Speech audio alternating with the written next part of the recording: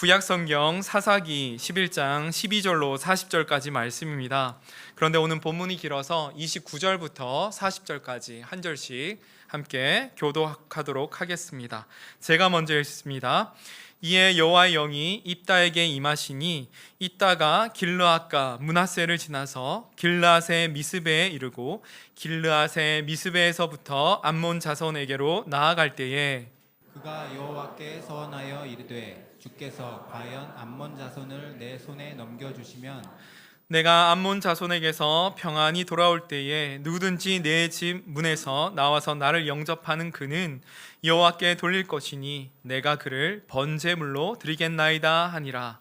이에 입다가 암몬 자손에게 이르러 그들과 싸우더니 여호와께서 그들을 그의 손에 넘겨주시매 아로엘에서부터 민닛에 이르기까지 20성읍을 치고 또 아벨그라밈에까지 매우 크게 무찌르니 이에 암몬 자손이 이스라엘 자손 앞에 항복하였더라. 입다가 미스바에 있는 자기 집에 이를 때에 보라 그의 딸이 소고를 잡고 춤추며 나와서 영접하니 이는 그의 무남 동료라. 입다가 이를 보고 자기 옷을 찢으며 이르되 어찌할꼬 내 딸이여 너는 나를 참담하게 하는 자요 너는 나를 괴롭게 하는 자 중에 하나로다. 내가 여호와를 향하여 입을 열었으니 능히 돌이키지 못하리로다 하니 딸이 그에게 이르되 나의 아버지여 아버지께서 여호와를 향하여 입을 여셨으니 아버지의 입에서 낸 말씀대로 내게 행하소서. 이는 여호와께서 아버지를 위하여 아버지의 대적 암몬 자손에게 원수를 갚으셨음이니이다 하니라. 또 그의 아버지에게 이르되 이 일만 내게 허락하사 나를 2달만 버려두소서. 내가 내 여자친구들과 산에 가서 나의 처녀로 죽음을 인하여 애곡하겠나이다 하니 그가 이르되 가라 하고 2달 기한을 하고 그를 보내니 그가 그 여자친구들과 가서 산 위에서 처녀로 죽음을 인하여 애곡하고 2달 만에 그의 아버지에게로 돌아온지라. 그는 자기가 서원한 대로 딸에게 행하니 딸이 남자를 알지 못하였더라. 이것이 이스라엘의 관습이 되어 함께 이스라엘의 딸들이 해마다 가서 길라 사람 입다의 딸을 위하여 나흘씩 애곡하더라. 아멘. 자리에 앉겠습니다. 이제 목사님을 모시고 귀한 말씀 들을 텐데요. 여러분 오늘 주보 받으셨을 때 아마 주보 간지로 말씀 나눈 간지가 있었을 것입니다. 이것은 저희 교회에서 만든 것이 아니라 우리 강사로 오신 신상혁 목사님께서 직접 저희 교회 성도님들 위해서 만들어 오셨어요. 그만큼 정성과 사랑을 가지고 말씀 준비하면서 오셨는데요. 우리 이렇게 귀한 목사님 보내신 하나님께 감사하고 또 목사님을 환영하는 의미로서 박수로 우리 맞이하도록 하겠습니다. 예, 감사합니다. 제가 설교 시작하기 전에는 유사복음을 얘기하고 끝날 때는 복음, 진짜 복음을 얘기할 텐데요. 저희는 저희 교회에서 30분 설교합니다. 전상준 목사님이 길게 설교한다는 이야기를 알고 있기 때문에 열심히 제가 시간을 맞추려고 준비해 왔어요. 길게 느려서. 그리고 일부 예배 드리고 나가지고 목사님께 제가 설교가 길지는 않았나요? 그랬더니 전상준 목사님 설교보다 짧아서 좋았어요. 네, 이렇게 말씀하시더라고요. 예, 짧으니까 아마 여러분에게는 큰 복음처럼 들리겠지만 그건 유사복음이고요. 또 끝날 때 진짜 복음에 대해서 우리 한번 은혜를 나눴으면 좋겠습니다. 오늘은 구부러진 연필이라는 제목으로 말씀 전하도록 하겠습니다. 1828년 러시아에서 한 사내아이가 태어났는데 보통 아이는 무조건 예쁘잖아요. 그러나 간혹 가다가 그래도 안 예쁜 아기들이 있는데 이 소년이 그랬습니다. 굉장히 넓적한 코와 두꺼운 입술 그리고 작은 회색 눈 그리고 큰 손과 발 어디 하나 조화를 이루지 않은 그런 못생긴 외모에 심한 콤플렉스를 가지고 성장하게 되었습니다. 그래서 어느 날 이렇게 기도까지 했습니다. 만일 하나님이 있다면 나에게 기적을 베풀어 주세요. 제 외모를 아름답게 해주신다면 제 모든 것을 당신에게 바치겠습니다. 이 기도 제목이 응답이 됐을까요? 안 됐을까요? 기도 응답이 된 적이 있나요? 저는 다른 거 응답은 돼도 기도에서 외모가 예뻐지는 경우는 들어보지 못했는데 이 소녀의 기도대로 응답되지는 않았습니다. 그러자 이 소녀는 이 외모 콤플렉스 때문에 밖에 나가서 아이들과 어울리지 못하고요. 집 안에서 책을 읽게 만들었습니다. 그리고 이 책 속에서 인생의 등불이 될 만한 한 스승을 만나게 되었습니다. 이처럼 기도라고 하는 것이 기도하는 사람의 제목 그대로 이루어지질 않더라도요. 또 다른 형태로 그 약함과 부족함을 통해 하나님의 일이 일어나도록 응답되는 것을 볼 수가 있습니다. 이 소년이 만난 사람은요, 프랑스의 사상가였던 장 자크 루소였습니다. 이 사람을 스승으로 삼은 이유가 너무 특이한데요. 왜냐하면 루소도 이 소년과 같이 너무나 외모가 형편없었던 사람이었기 때문입니다. 이렇게 형편없는 외모의 사람도 훌륭한 사상을 가질 수 있구나. 여기에서 위로 감정을 느끼게 되었는데요. 이 소년은 자라면서 글쓰기에 대한 소질을 발견하게 되었고 점점 이 문학에 대한 자질이 개발이 되어서요. 세계적으로 인정받는 작가가 되었는데 이 소년이 바로 안나 까레리나 부활, 사람은 무엇으로 사는가 같은 작품을 남긴 러시아의 대문호 레프 니콜라예비치 톨스토이입니다. 아마 톨스토이의 외모가 훌륭했다면은 우리가 알고 있는 톨스토이는 있을 수가 없었는데요. 굉장히 얼굴이 못생겼기 때문에 우리가 아는 톨스토이가 될 수 있었습니다. 자신의 약점 때문에 남다른 분야를 개발할 수가 있었고 세계 문호의 반열에 오를 수 있었는데 제가 그래서 톨스토이 얘기하는 이유가 뭐냐면요. 오늘 우리가 살펴볼 성경의 주인공인 입다도 이런 심한 콤플렉스를 가지고 태어난 사람이기 때문입니다. 이 입다는요. 홍길동과 동문입니다. 서자 출신이었습니다. 옛날에는 이 서자로 태어난다는 것은 인생의 커다란 콤플렉스가 될 수밖에 없고 형들에 의해서 집안에서 쫓겨나 이방 민족을 전전하며 살게 되었습니다. 그러나 이 고통이 오히려 입다의 리더십과 강인함을 키울 수 있게 되었고요. 암몬 족속들이 쳐들어왔을 때 민족의 지도자로서 앞장서 나서는 사람이 될 수 있는 배경이 되었습니다. 오늘 본문은 조금 긴 편이지만 내용은 아주 간단합니다. 크게 입다가 암몬왕과 협상을 벌이는 내용이 앞부분에 이루어졌고요. 이 뛰어난 언변으로 암몬왕을 압도한 입다지만은요, 암몬왕이 여기에 굴복하지 않자 크게 싸움이 일어나서 이스라엘이 승리하는 내용이 이어집니다. 그리고 마지막으로는 아주 유명한 얘기입니다. 입다에게서는 제일 길고 유명한 이야기인데요. 승리하고 돌아올 때 제일 먼저 나오는 사람을 잡아서 번제로 드리겠습니다. 서원을 했는데 그렇게 나온 사람은 자신의 무남 동료 외동딸이었고요. 힘들어하고 슬퍼하면서 이 딸을 번제로 드리는 내용으로 이야기는 마무리하고 있습니다. 흔히 하는 말로의 며칠 사이에 천당과 지옥을 왔다 갔다 한 그런 모습을 보여주고 있는데요. 오늘은 이런 입다 행동을 통해 드러난 모습이 무엇인가 잠시 생각해 보도록 하겠습니다. 입다의 행동에 드러난 모습 첫 번째는 실제적 능력이 있었다는 것입니다. 실제적 능력이 있었다. 조금 전 말씀드렸던 12절에서 28절까지는요. 입다와 암몬왕의 협상 내용이 기록되어 있습니다. 엄밀하게 말하면 암몬 왕의 이야기는 짧고요. 대부분 입다의 말이 길게 기록되어 있는데요. 술술 막힘없이 자신의 뜻을 개진하는 아주 언변이 훌륭한 것을 볼 수 있습니다. 왜 침략했느냐라는 질문에 암몬 왕은 과거 이스라엘이 자신들의 땅을 빼앗지 않았느냐라는 역사적 사실을 들고 옵니다. 그런데 여러분, 책이 개인에게 주어져서 읽을 수 있었던 시대가 언제부터인지 혹시 아시나요? 16세기 출판 인쇄술이 발견되고 르네상스가 일어나죠. 이때 이후로 개인이 책을 읽었고요. 그 이전까지는 책이라는 것 자체가 없었고 개인이 소장하기가 굉장히 어려웠습니다. 또 여러분, 최저 생계가 유지될 수 있었던, 그래서 생산량만큼 사람들이 먹을 수 있는 그런 시기가요 한 200년 내외였습니다. 200년 전만 해도요 가뭄이 일어나면은 굶어 죽는 사람이 허다하게 나타나던 그런 시대였습니다. 그런 시대에 어떤 역사적 사실을 알고 그것을 갖고 토론할 수 있다. 일반인에게는 상상할 수 없습니다. 왕이었던 암몬 왕 같은 사람이나 가능했던 일인데요.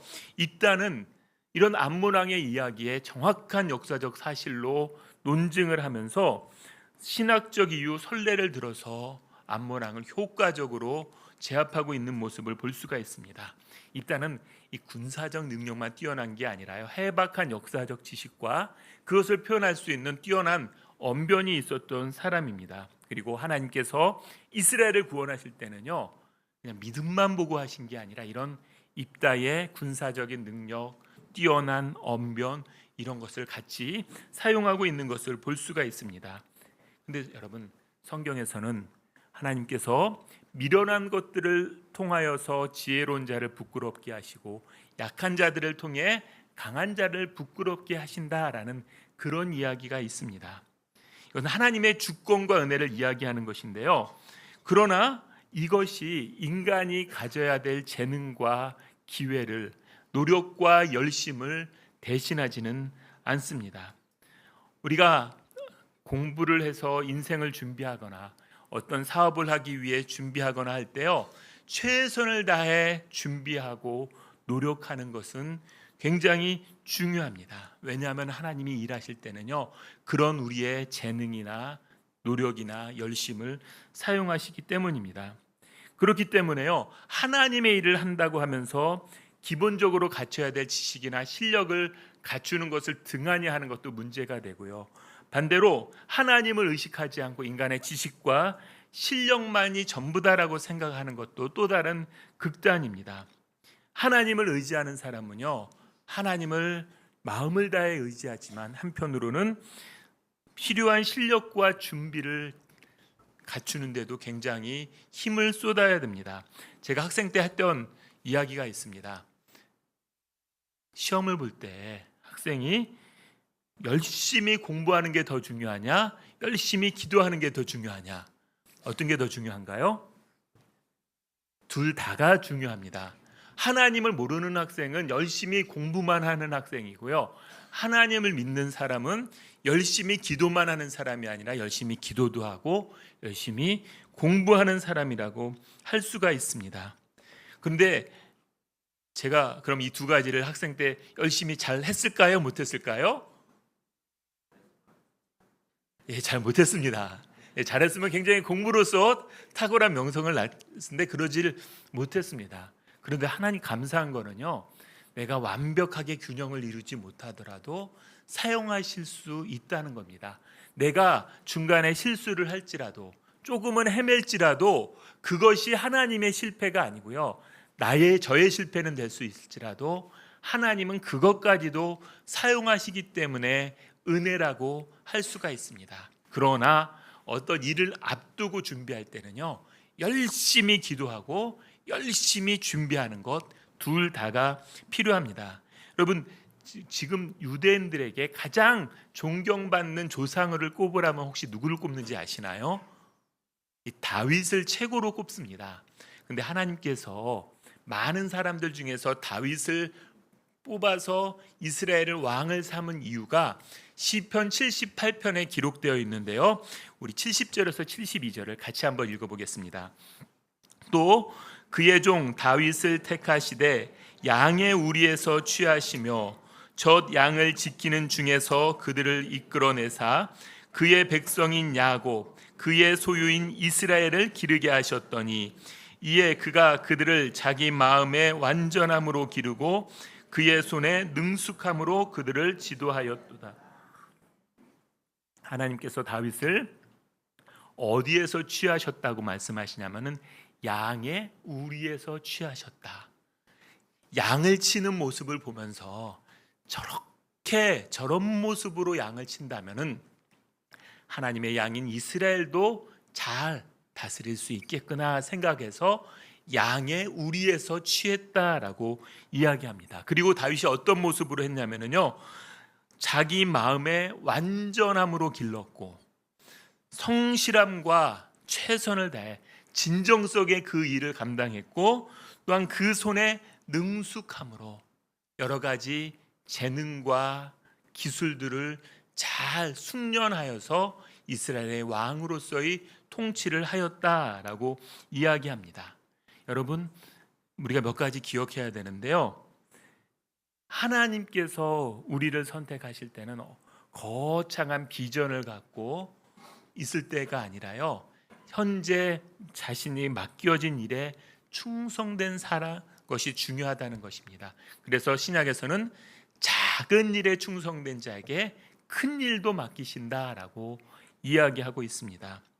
그리고요, 여러분, 지금 현재 내가 하는 일에 최선을 다할 때 그걸 통해 하나님께서 일을 해 나가시는 것을 볼 수가 있습니다. 마찬가지로 입단은요, 자신의 어려움 속에서 개발되었던 여러 가지 자질과 재능들을 하나님께 꼽혀서 하나님의 도구로 사용되는 것을 볼 수가 있습니다.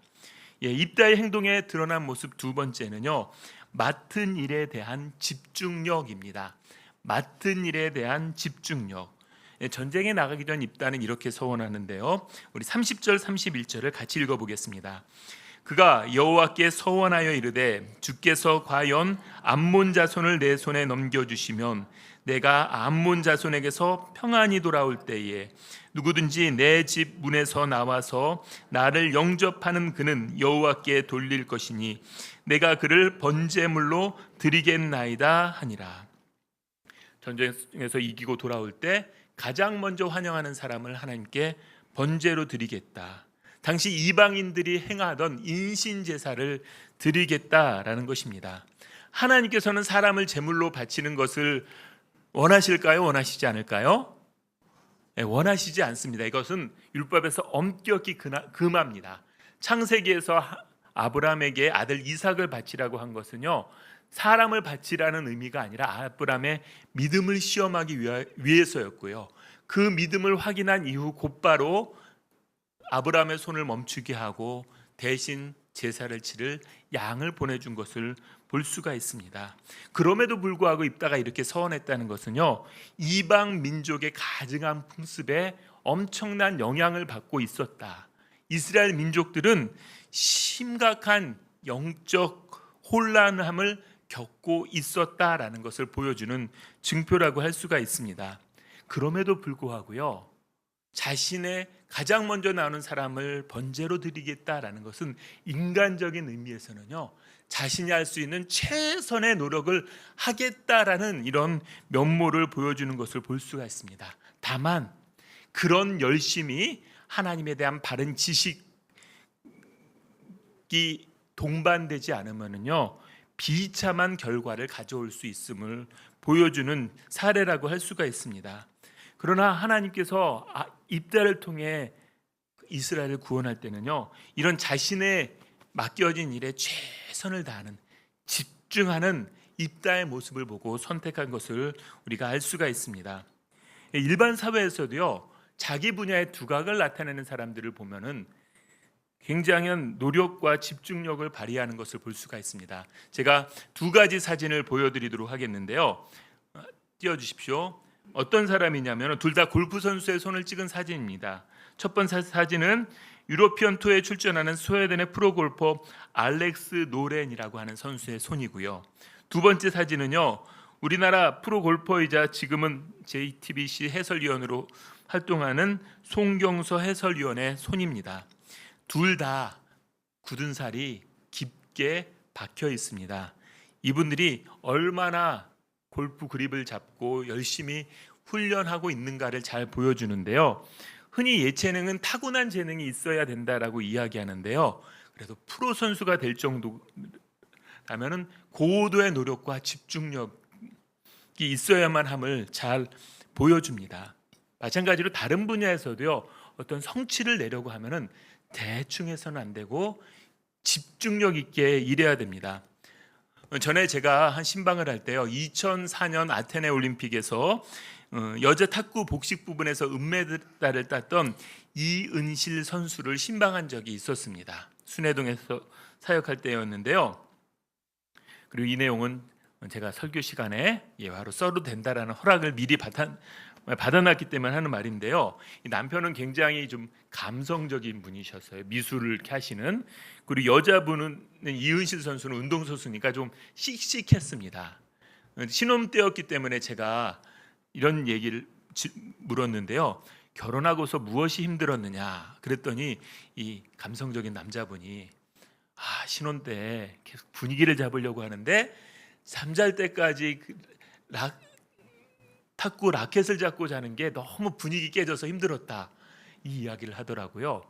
그래서 왜 그 라켓 잡고 잤느냐라고 물었더니 이유실 선수가 자기가 신혼 때까지 현역으로 활동을 했는데 그 라켓에 대한 감각을 잃어버리지 않기 위해서 자기는 라켓을 잡고 잤었고 그래서 계속 그것을 잡고 잤다라고 이야기하는 것입니다. 이은실 선수는요, 초등학교 때부터 운동에 대한 재질을 가지고 있었기 때문에 일찍 국가대표가 되었고요. 오랜 기간 동안 훈련을 했지만은 그러나 선수가 되어서도 라켓을 잡고 잘 만큼 고도의 집중력을 발휘한 것을 볼 수가 있습니다. 제가 이은실 선수가 한 말 중에 정말 잊혀지지 않는 말이 있는데요. 이런 말을 했습니다. 본인이 잘하는 게 별로 없는데 딱 하나 자신 있는 게 있다 라고 말씀했는데 혹시 뭔지 아시나요? 뭘 잘한다고 했을까요? 탁구라고 생각하기 쉽지만 탁구는 잘한다는 얘기 안 하더라고요. 자신이 잘할 수 있는 것 딱 하나는 참는 것 하나는 잘할 수 있다, 이 이야기를 하더라고요. 제가 그 얘기 들으면서 얼마나 훈련을 고되게 했을까라는 게 그 말 한마디에 다 묻어 있었는데요. 워낙 바둑을 잘 둬서 바둑의 신이라고 불렸던 이창호 구단이 있는데요. 1990년대부터 2000년 중반까지 16년 동안 세계 랭킹 1위를 한 번도 빼앗긴 적이 없을 정도로 바둑에 관한 탁월한 실력을 발휘했던 사람인데요. 이 이창호 구단이 이런 말을 했습니다. 노력을 이기는 재능은 없고 노력을 외면하는 결과도 없다.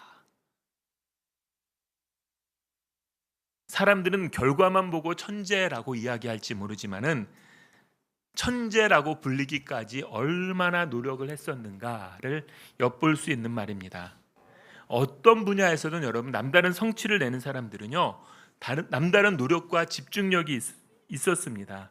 하나님께서 이스라엘을 구원하시기 위해 입다를 선택할 때도요, 많은 이스라엘 사람들이 있었지만은요, 입다의 이런 맡은 일에 대한 집중력이 있었음을 우리가 엿볼 수가 있습니다. 입다의 행동에 드러난 모습 세 번째는 하나님에 대한 오해입니다. 하나님에 대한 오해. 몇 번 말씀드렸듯이 전쟁에서 승리하고 돌아왔을 때 가장 먼저 환영하고 나오는 사람을 번제로 드리겠다. 그리고 그 서원의 결과로 나온 사람은 무남동녀 외동딸이었습니다. 이때 입다의 괴로운 심정을 35절에서 이렇게 이야기하는데요. 우리 같이 한번 읽어보겠습니다. 입다가 이를 보고 자기 옷을 찢으며 이르되 어찌할꼬 내 딸이여, 너는 나를 참담하게 하는 자요 너는 나를 괴롭게 하는 자 중에 하나로다. 내가 여호와를 향하여 입을 열었으니 능히 돌이키지 못하리로다 하니 나를 참담하게 하고 괴롭게 한다.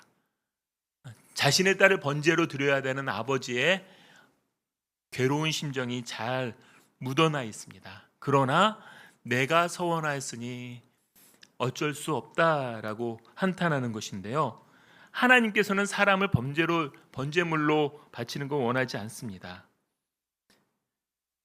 그러나 입다는 그런 하나님의 말씀도 하나님의 성품도 잘 몰랐던 사람입니다. 기능적으로는 굉장히 뛰어났고요, 고도의 집중력을 발휘하는 사람이었지만은 하나님에 대해서는 굉장히 무지했습니다. 근데 어떻게 믿음이 부족한 사람을 하나님이 사용하실 수 있는가 생각할지 모르지만은요, 하나님은 입다같이 믿음이 부족한 사람도 사용하십니다. 열심히 공부하고 기도를 해야 함에도 그걸 균형을 이루지 못하는 사람을 통해서도 당신의 일을 이뤄가십니다. 이것이 하나님의 은혜입니다. 하나님은 우리의 자격이나 우리의 공로가 아니라요, 하나님의 주권적인 선택과 은혜로서 우리를 사용하십니다.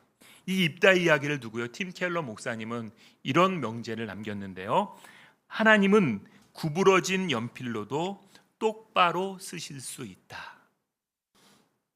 하나님께서 입다를 사용하신 것은 입다가 완벽해서가 아니라 하나님은 입다같이 부족한 사람을 통해서도 완벽하게 자신의 구원을 해 나가실 수 있는 능력 있는 분이시기 때문입니다. 그리고 이것은 비단 입다에게만 해당하는 것이 아니라 우리 모두에게 해당합니다. 모든 사람이 구부러진 연필과 같은 존재입니다. 성경은요, 의인은 없나니 하나도 없다라고 하며 하나님의 절대적인 기준 앞에 완벽한 사람은 세상에 단 한 명도 없음을 이야기합니다. 여러분 혹시 이찬수 목사님을 알고 계신가요? 예, 저는 분당 우리 교회에서 10년을 부목사로 사역을 했습니다. 제가 이찬수 목사님을 가까이 뵈면서 정말 입다 이상으로 열심히 노력하세요. 그리고 철저하게 자기 관리하시고요, 애쓰는 모습을 보면서 이 정도까지 할 필요가 있을까라는 생각이 들 만큼 하여튼 정말 노력을 많이 하십니다. 그리고 제가 많은 훌륭한 목사님들 만나보면서도요, 비교해보면 이찬수 목사님의 식견이나 그 다음에 안목이 굉장히 뛰어남을 제가 알 수가 있는데요. 그런데 이찬수 목사님이 완벽하실까요? 완벽하지 않습니다. 꽤 많이 있습니다. 예, 구부러진 연필이세요. 이찬수 목사님을 통해 많은 일이 일어나는 거는요, 이찬수 목사님의 애씀과 노력도 있지만은, 그러나 구부러진 연필을 통해 완벽하게 글을 쓰시는 하나님이 그분을 통해 일하시기 때문에 그런 일들이 일어나는 것입니다. 여러분, 전상철 목사님은 어떨까요? 전상철 목사님 잘 아시죠? 예, 굉장히 아이디어도 많고요, 열정도 많으신 목사님이십니다. 저보다 나이가 몇 살 많음에도 불구하고 같이 있으면은 전상철 목사님이 더 젊은 사람이 아닐까 생각이 들 만큼 열정이 불타오르시고요, 끊임없이 노력하고 시도하는 모습을 보고 있노라면은 참 훌륭하신 분이다라는 생각을 할 수밖에 없습니다. 그러나 전상철 목사님이 완벽한가요? 한계가 있음을 여러분 인정할 수밖에 없습니다. 왜냐하면 전상철 목사님도 구부러진 연필이기 때문입니다. 그래서 여러분, 사람에게 필요한 것은 많은 기대가 아니라요, 많은 기도를 해주셔야 됩니다. 왜냐하면 구부러진 연필이기 때문에 그 구부러진 연필을 통해 하나님이 일하심이 나타날 때야 비로소 역사가 이루어지기 때문에요, 기대보다는 기도를 더 많이 해주어야 됩니다. 저는 구부러진 연필에 대한 비유를 생각할 때 가장 적합한 사람은 제가 아닐까라는 생각이 듭니다. 저는 저희 교회에서 몇 번 말씀을 드렸는데요, 제가 젊어서 좀 지혜로운 사람이었다면 목사가 되지 않았을 것이다라는 생각이 합니다. 왜냐하면은 제 목사로서 가져야 될 여러 가지 자질들이 많이 없어요. 제가 안면 인식 장애가 있어서 사람의 얼굴이나 이름을 정말 몰라요. 어느 정도 모르냐면은, 예전에 그 제자 훈련을 하는데 매주 보잖아요, 훈련생은. 근데 어느 여자 집사님이셨는데 머리를 굉장히 많이 만지고 오셨어요, 평소보다. 근데 제가 이렇게 안녕하세요 편하게 인사하는 게 아니라 제 눈이 막 흔들렸어요. 이분이 누구지 하는. 그러니까 그 모습을 그 집사님 보면서도 당황해 하시더라고요. 아니, 지난주에 봤는데 하면서. 그 정도로 제가 사람의 얼굴을 잘 모르고요, 이름도 기억을 많이 못합니다. 또 제가 말을 굉장히 못하거든요. 많이 못해요, 여러분. 저는 하나님의 기적이 있다고 믿는데, 왜냐하면 저의 어렸을 때의 모습과 지금의 모습을 비교하면 이렇게 많은 분들 앞에서 설교하고 있다라는 이것이야말로 하나님의 기적이다라는 생각을 할 수밖에 없습니다. 그렇다고 제가 굉장히 열정적이냐, 말씀드린 전상철 목사님과 비교하면은 한없이 제가 열정이 작은, 에너지가 작은 사람입니다. 저야말로 구부러진 연필인데요, 그럼에도 불구하고 제가 목회할 수 있는 것은 하나님께서는 구부러진 연필을 통해서도 똑바로 글씨를 쓰시는 분이기 때문입니다. 그럼 앞에서 소개한 여러분 다윗 생각해 보십시오. 자기에게 맡겨진 일에 최선을 다했기 때문에 하나님의 마음에 합한 사람이란 이야기를 들었지만 다윗이 어떤 범죄를 저질렀냐면은 부하의 아내를 범하고 살인 교사를 할 만한 천인공노한 범죄를 저지른 사람이기도 했습니다. 여러분 다윗만 그런 게 아니고요. 우리가 이야기하는 많은 믿음의 인물들이 다 고만고만한 사람들입니다. 그들이 완벽해서가 아니고요. 그들이 뛰어나서가 아니고요. 그들을 하나님께서 사용하셨기 때문에 그들이 믿음의 사람이 되었습니다. 그들은 구부러진 연필이었지만 하나님은 구부러진 연필을 통해서도 똑바로 글을 쓰시는 분이었기 때문입니다. 히브리서 11장을 흔히 믿음장이라고 하는데요. 많은 믿음의 사람들, 인물들을 소개하는데요. 여기에 입다도 소개해야 되는데 32절을 제가 읽겠습니다.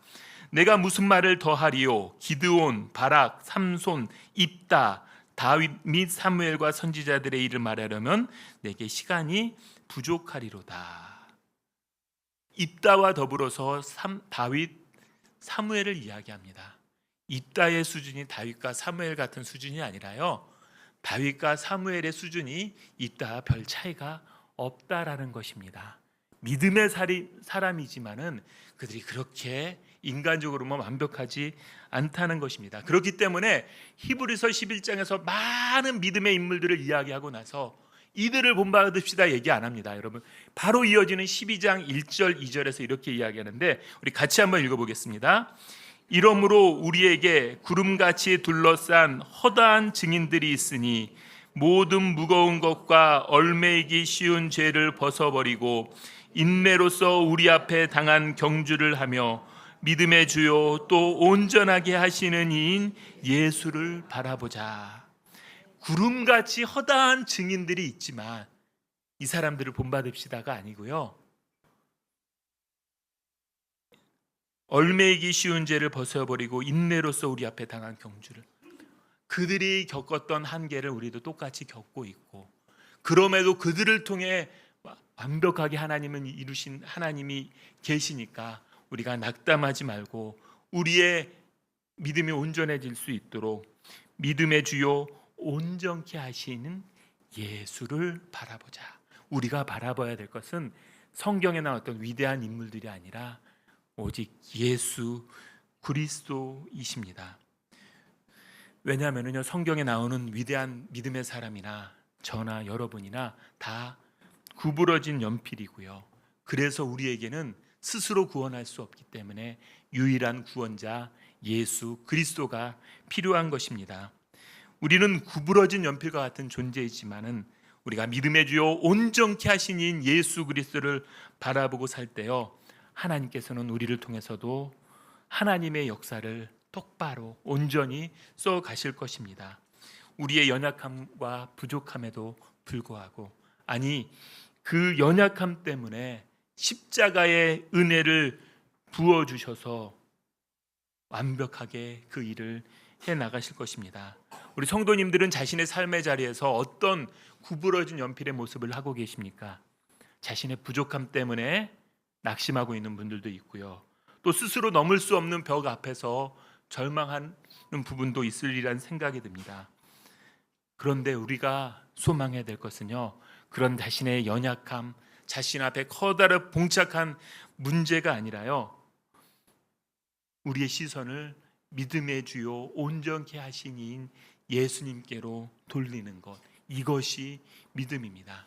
우리의 약함을 통해서도 일하시는 하나님, 문제 너머에 계신 하나님을 소망하면서 우리의 믿음이 온전해질 수 있도록 예수 그리스도를 소망하고 살아가게 될 때요, 우리의 인생은 하나님이 친히 써내려 가시는 위대한 구원의 이야기가 될 것입니다. 바로 이 구원의 이야기의 주인공이 될 수 있도록, 하나님의 도구가 될 수 있도록 예수님을 바라보며 사시는 성도님들 되시기를 바랍니다. 우리 이 마음을 담아서 같이 찬양을 드렸으면 좋겠습니다. 슬픈 마음 있는 자 같이 찬양 드립니다.